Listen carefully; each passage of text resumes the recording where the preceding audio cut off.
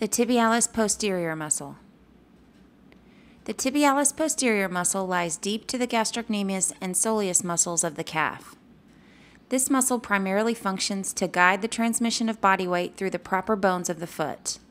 It is not typically active during the push-off phase of normal gait, but becomes active when the foot strikes the ground and becomes weight-bearing. Here are the landmarks for the tibialis posterior. First we have the tibia and the fibula, the interosseous membrane, and lastly the calcaneus or heel bone.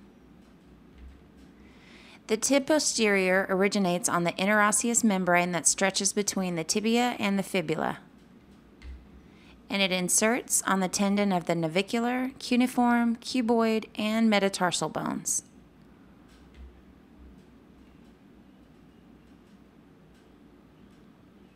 Contraction of the tibialis posterior produces inversion of the foot, and it is also a weak plantar flexor. The tibialis anterior and the toe flexors assist the tibialis posterior during inversion, and the gastrocnemius and soleus are the major synergistic muscles during plantar flexion.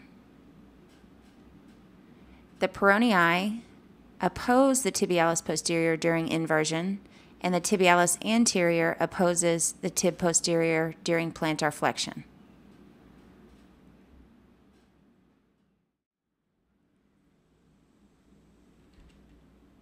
Clinical findings for the tibialis posterior trigger point. Dr. Travell refers to this muscle as the runner's nemesis. Your clients may complain of severe pain in the sole of the foot and the Achilles tendon while walking or running, and the pain may migrate into the calf and heel regions. Some activating or perpetuating factors for the trigger point in the tibialis posterior muscle include running or walking on a sloping or uneven surface, eversion of the foot while walking or running due to poor shoes, a tendency to pronate the foot while they're walking, and hyperuricemia or gout conditions. The trigger points in the peroneal muscles are functionally associated with tibialis posterior trigger points. Some common misdiagnosis for active trigger points in the tibialis posterior muscle include posterior compartment syndrome, Achilles tendonitis, and shin splints.